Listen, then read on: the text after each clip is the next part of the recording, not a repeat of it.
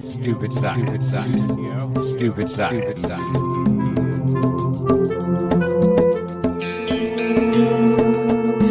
Science. Pew, pew, pew.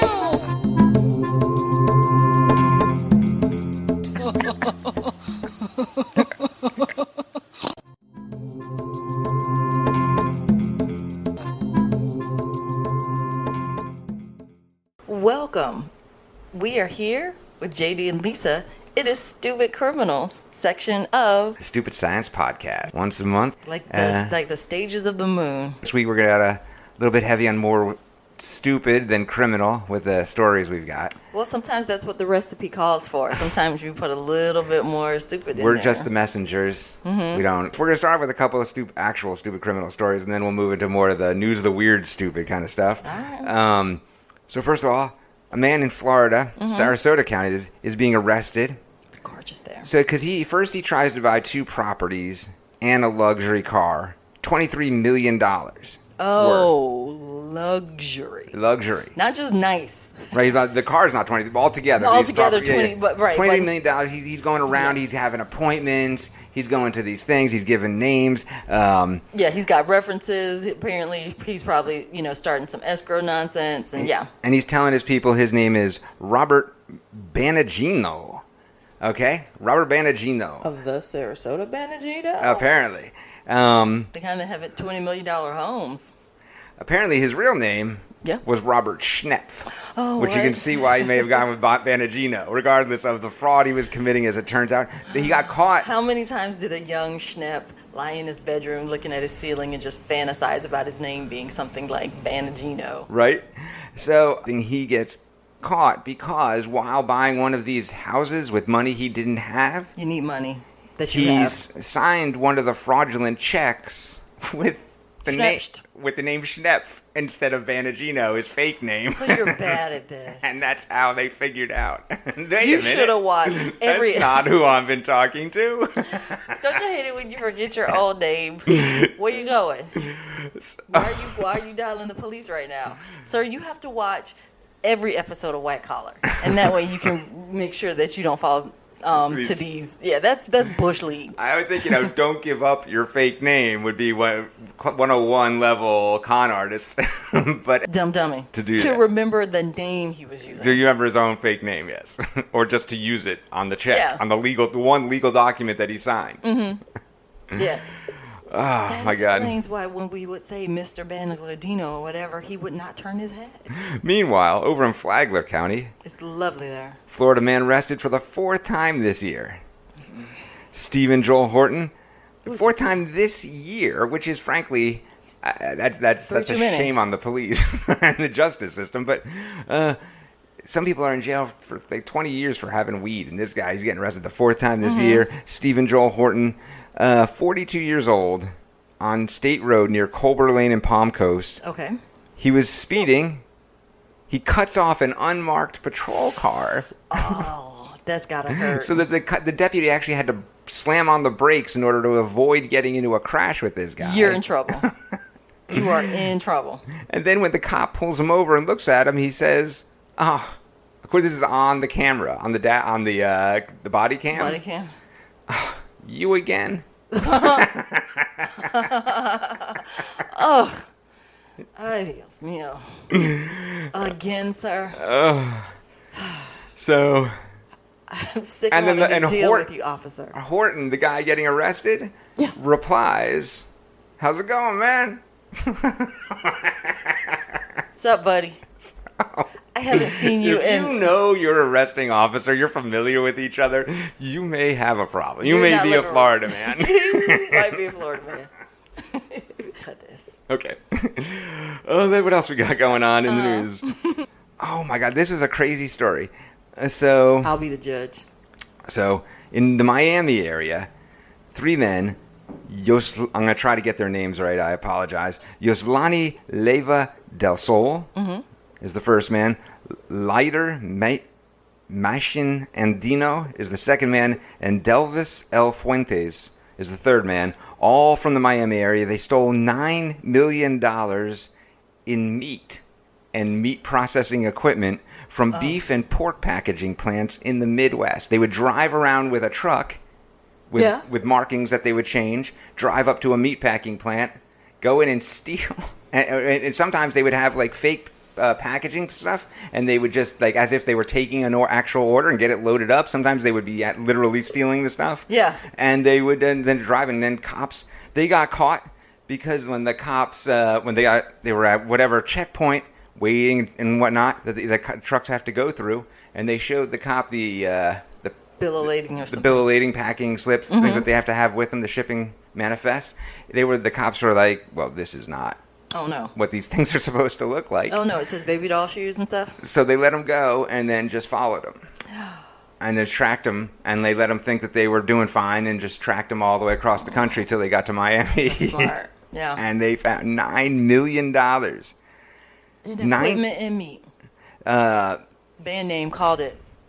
October 13th, they crossed into Iowa, where authorities covertly put GPS trackers on their trucks and watched as the trio slowly drove around trailer truck lots. Yikes. The next day, the men reached Sioux Falls, South Dakota.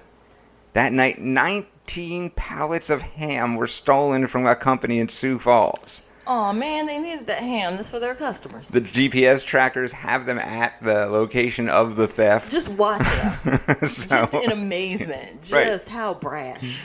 They're going to get more meat. Oh, from another place. Exactly. They went to Minnesota next. Same thing. First there was a theft. Picking their up the meat. There. 22 pallets of pork they stole. Worth $150,000. That's just the craziest thing. And they're just driving around the country stealing meat and then driving down to Miami. That is bold, but real dumb. Just being watched. And the next location. We're here to pick up your meat.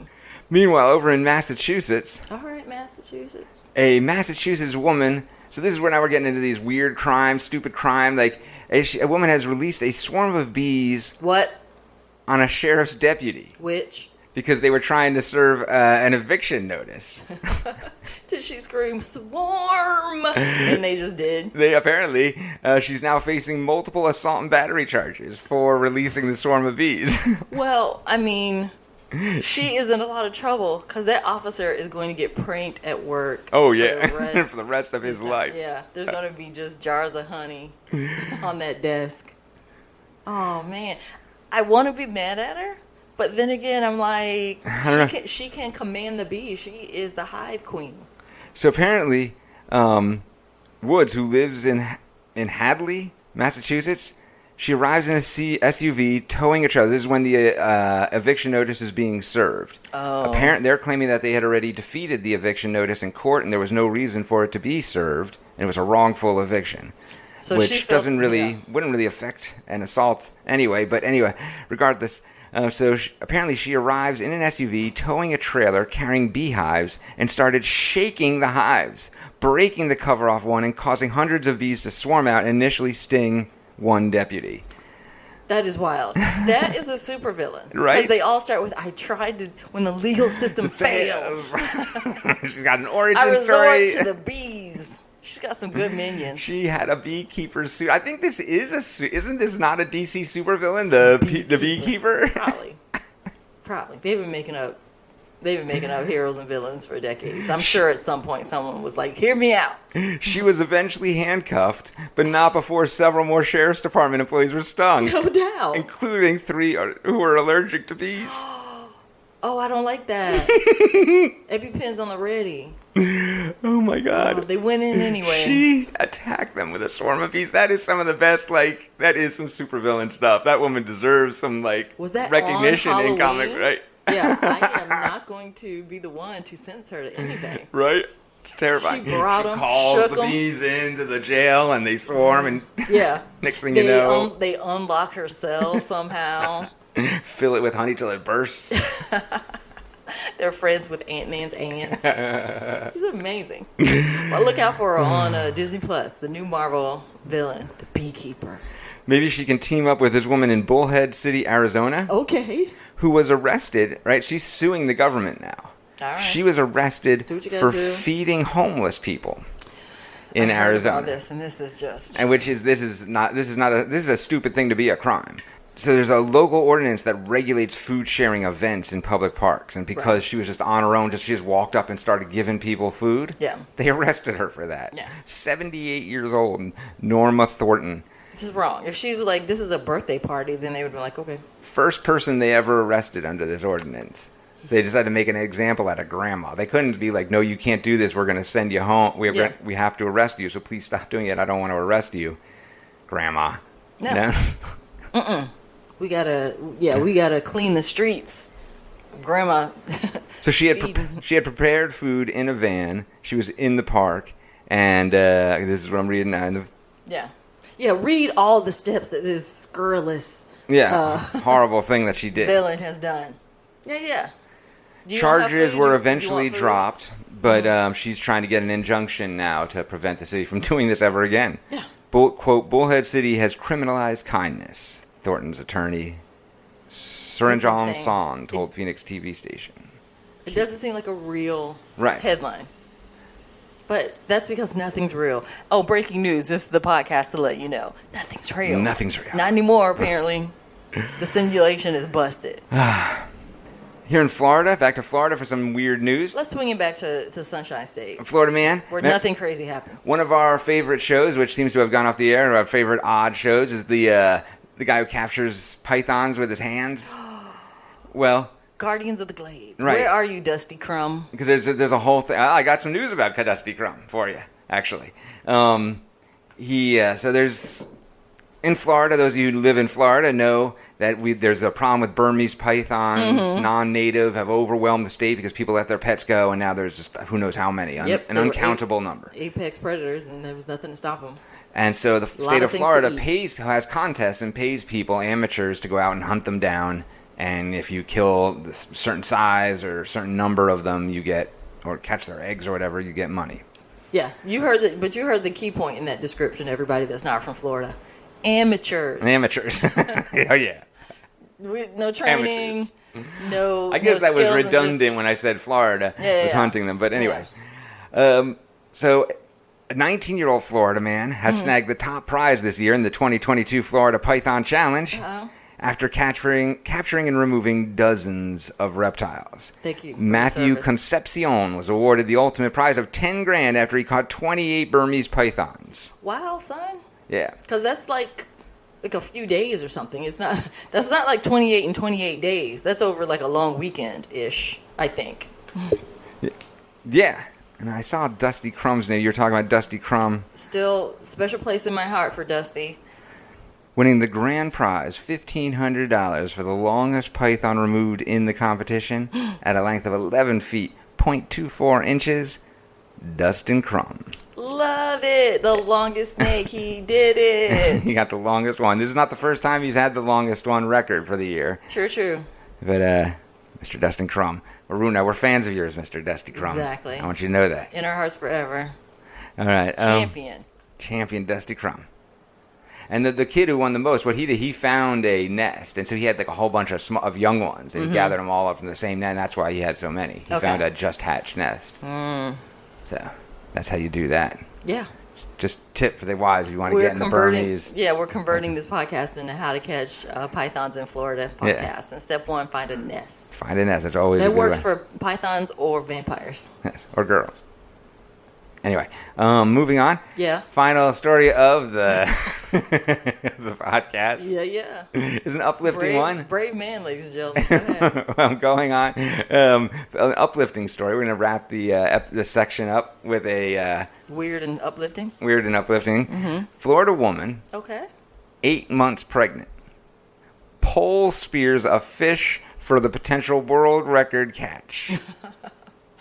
That's a champion as well. Yes. This is an episode dedicated to freaking champions. Champions. Weird, but true champions. Julie Augustine of Destin, Florida, a 37.6 pound fish while free diving at 8 months pregnant.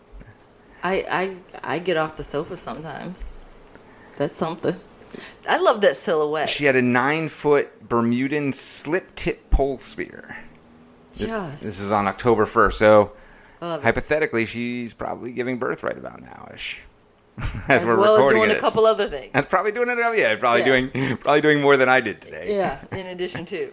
That's an amazing silhouette. That silhouette is a great T-shirt of just the pregnant belly bump and the spear and just like there's a picture with the story here. Oh, I think there we go. We're back. She's gorgeous, taking care of business. Yeah, working overtime. So I love it. Yeah, so she did that. She did all. I guess you gotta probably being in the water at 8 months pregnant is more comfortable than walking around on land at 8 months pregnant. Floating, yes. Without doing as opposed to anything swimming else. and stabbing and fearing for the sharks and all that as well. Mm-hmm. Wow. In fact, it says here right in the article, catching fish with a pole spear can attract sharks, which is why Augustine advises all spearfishers to dive with a buddy or crew so that they can get caught first. Someone you can shove into the way. I think I found my new mentor. She didn't say that part, by the way. That last part was me, just in case you're wondering. Yeah, slower swimmers. I love it. Anyway, all right, that's the end of our stupid criminal segment. Full of champions this month. I love it. We got all kinds of good stuff. I am inspired. And it is. It makes you, at least if nothing else, it makes you feel better about yourself. Sure. And right now we're going to take a musical break, and when we return, science news. Science. Stupid science. Stupid science.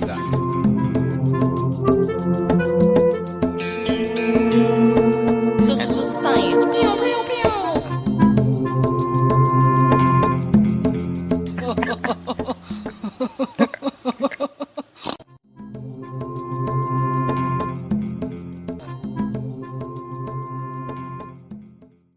Welcome back. We are JD Adler and Lisa Booker. This is Stupid Science, and I'm all jazzed up for my absolute favorite thing, science. All right. Here we go. Science it up. Here we go now. She blinded me with science. We start off with Science Daily. That's a good rag. Good, where they're telling us that scientists at the University of Chicago have just published in Nature, the journal Nature, that on October 26th. This is new news. This is new fresh. Stuff. This is fresh, hot. Fresh out the kitchen. Still got that fresh out of the oven smell news. Now I'm thinking about cupcakes. Cupcakes. Anyway, they have figured out over at University of Chicago how to make a kind of material in which the molecular fragments are jumbled and disordered, but can still conduct electricity extremely well. Another way of saying this would be that they can make plastic-like material that conducts electricity, is what they're claiming. Ooh. They're saying this goes... We have found a couple uses for plastic as a society.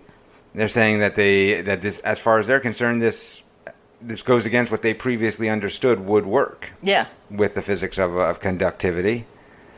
It creates a whole new class designed for materials. They broke science, but in a good way. This is according to John Anderson, Associate Professor of Chemistry at the University of Chicago and the senior author of the study.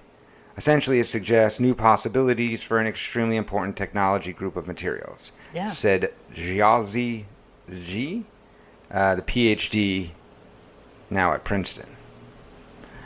This is exciting. Apparently, Xi began experimenting with some materials discovered years ago, but largely ignored. He strung nickel atoms like pearls into a string of molecular beads made of carbon and sulfur, and just began testing it. This is part of an offshoot of a different experiment that had been going on previously. And to his astonishment, he was surprised that the material easily and strongly conducted the electricity. What's more, it was very stable.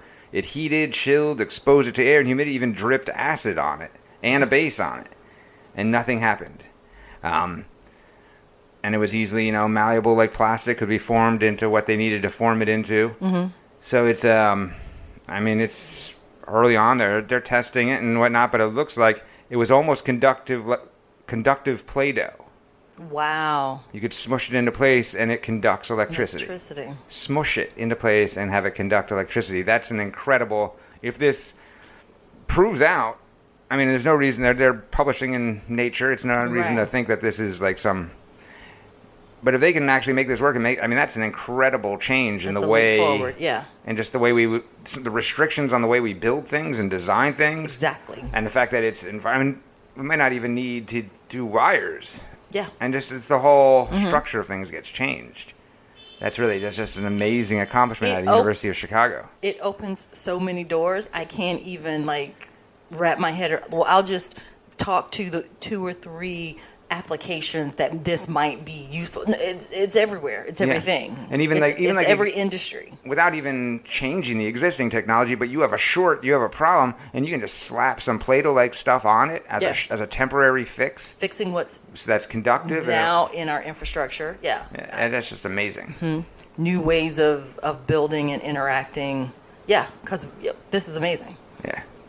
How would that affect electric cars? Think about the electric cars that they were having trouble with after Hurricane Ian came through because when they got wet, there were explosions and stuff and car fires in Central Florida because they just didn't handle. I mean, or actually, it happens to gasoline cars too sometimes, and you have flooding, you have hurricanes, their stuff's blowing up, but they were particularly difficult to extinguish because they were of the electric car systems. And something like this that is so much more hardy, in the face of climate would be single application, every single industry, hospitals, school, everything. Yeah, it's quite an build. If the building material could conduct electricity, that changes the way we look at everything. That's like Wi-Fi level. It's a huge thing. And you heard it here first. Well, third, actually, because it was Science Daily, and from them they got it from Nature. But third, our listeners heard it here first. If you were listening to us, you probably heard it here first. Our listeners are so busy that they don't have time to peruse every single scientific journal. Or every single stupid article. That's why they come to us. You don't want to look too closely at Florida. We'll do that for you. Yes, we aggregate the stupid and the genius together for your... You're welcome. Imbibement? Wow. Whatever. Was that that fell apart. Stupid or genius? That fell apart pretty quickly. I can just declare it genius in these days. I think you can just declare anything genius these days. I've never gotten anything wrong. That's what I learned from the 20s. Moving on. Check this out. So we got some, tiger sharks. I love tiger sharks. Tiger sharks do are not awesome. fuck around. They are notoriously fierce. Yeah. As a Floridian, there's sharks that are like nurse sharks, and you're like, I don't give a fuck. And then there's sharks that are like tiger sharks, and you're like, oh, I am paying attention. 16 feet they can get to, even more sometimes. So mean. Ruthless. When storms come and other species, including other types of sharks, will flee the coastal waters to safety at the deep. Yeah. Tiger sharks don't flinch. No they don't care. Given. They just hang out and wait to see what's going to come. Is one in the room? I'm getting nervous. Why are you telling me this story? Well, because scientists apparently have found a different use for them. They have switchblades? Yes, that's they're arming the tiger sharks. That's what the story is about. So this is a story in The Guardian about how they, here in the Caribbean, this is published in Nature Communications is where the study is from. They have been putting cameras and GPS locators on sharks, on the fins of the fins of sharks. Great. So that we can see the murders as they happen. So that they know. Easy. Lisa's feeling particularly hostile today for some reason. She's pessimistic. I'm so stressed about tiger sharks. I'll be good. I'll be quiet. They went. So that they go swimming around places that humans can't go all over the ocean, right? They don't need boats. They don't need oxygen tanks, right? It's easier. It's faster. They get all around to deep places. So they've been using them to observe the ocean floor, and as a result, they have found 1.6 million square miles of seagrass meadows that previously were unknown to us. We need that on the ocean floor. Because tiger sharks are just chilling. Because they're just swimming around, checking out. Anywhere they want to go, like bullies. Yeah, apparently between 2016 and 2020, researchers fixed camera packages with satellite and radio tags to the dorsal fins of 7 sharks. That's just 7 sharks. They got millions of acres.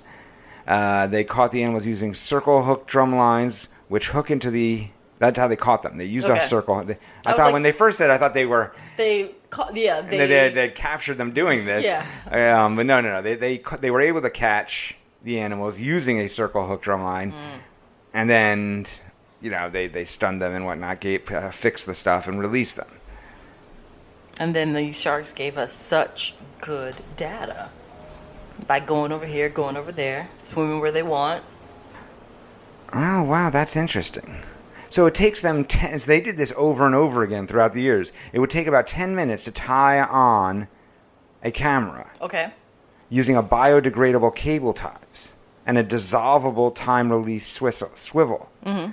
And then after about 6 hours of the shark wearing this, the biodegradable cable ties would dissolve, and it would float to the surface, and scientists would pick it up. Would scoop up the camera. Genius. Yeah. So every 6 hours, after they would drop it in the ocean on the shark, 6 hours later get their information back, and they did this over and over again over the course of 4 years. I love it. And now they're putting together and releasing the findings. What they found. It's such a great idea. And so they found that... Because first they tried just calling the sharks back by name, and they didn't. That did not work. So they lost a lot of equipment. It extends. Sharks were selling it on the ocean floor. They've extended the total known global seagrass coverage by more than 40%, which is amazing. By using these animals to do this, we're already going there. Yeah. How do we build something that can sustain all that pressure? Well, there happens to be something that does Hear me out. Yeah. Maybe we don't have to do that. Yeah, how can we perfect something that nature's already perfected? Oh, that is great news. Thank you, Tiger Sharks. Never thought I'd say that. So what else we got here? NASA has convened a panel to study unclassified sightings. What most of us refer to as UFOs. Mm-hmm. It's a first-of-its-kind panel. This is October 24th. This news was released. A first-of-its-kind panel organized by NASA opened a study on Monday of what the government calls, quote, unidentified aerial phenomenon. They feel they have enough phenomenon. It's worth creating a panel to investigate. Yes. Okay. The 16-member panel convened with little fanfare will focus its inquiry, a.k.a. Men in Black cover-up, will focus its inquiry entirely on unclassified sightings and other data collected from civilian government and commercial sectors. Okay. The team's inquiry is separate from a newly formalized Pentagon-based investigation of unidentified aerial phenomenon, or UAPs, reported by military aviators and analyzed by U.S. defense and intelligence officials. Maybe we should give this stuff to the scientists. So the NASA is studying civilian stuff, reports. The Pentagon is studying military reports of UFOs. Mm-hmm. And Space Force is doing what now? Look. I mean, I don't want to nitpick or nothing, but if Space Force is tasked with defending us with threats from outer space. Oh, right, the UAPs aren't necessarily from outer space. Maybe they're from underwater. You know what Space Force mission is. Taking money. Final science news story. Final science. For the month, for the segment. A little bit of Alzheimer's news and dementia news. Hit me. I'm a day away from getting a diagnosis. Well, they say that apparently picking your nose can cause dementia. Well, then I'm fine. It's a gross thing to do. Well, they didn't say that was the only cause. It's not so much that it can cause it. So this is a study published in the journal Scientific Reports, and it shows that chlamydia pneumoniae use the nerve extending between the nasal cavity and the brain as an invasive path to invade the central nervous system. The cells in the brain then responded by depositing amyloid beta protein, which is the hallmark of Alzheimer's disease, having that protein on the brain cells. Yep. And so apparently having hair and build up inside your nose helps protect against these pneumoniae, invasive cells, from getting into your brain. Which decreases your brain from trying to counter that with the buildup, yes. And so not the tau protein, but the amyloid-betas. If you pick your nose, if you clip all the hairs out of your nose, then you're exposing yourself, making yourself more vulnerable. There's always a choice. What choice, beauty? We're the first to show that, quote, we're the first to show that chlamydia pneumoniae can go directly up the nose and into the brain where it can set off pathologies that look like Alzheimer's, Professor St. John said. We saw this happen in a mouse model, and the evidence is potentially scary for humans as well. With the mice are picking their nose. Look, they want to look good. They want to look good for the photo ops in the science journals. Mouse pickers. So there you go. Don't pick your nose, kids, or you'll forget everything. We teach people so many good things on this show. This is why we're here. Are you sure we're not doctors? You sure?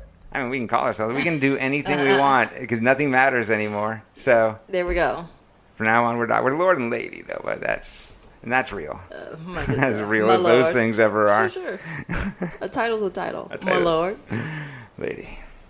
I paid $70 to be called Lord. I paid $100,000 to be called Master of Science. Nobody calls me either. All right. Next up.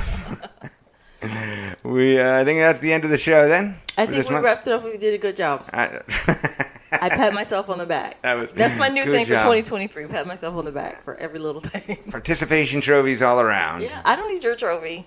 I'm already self-congratulatory.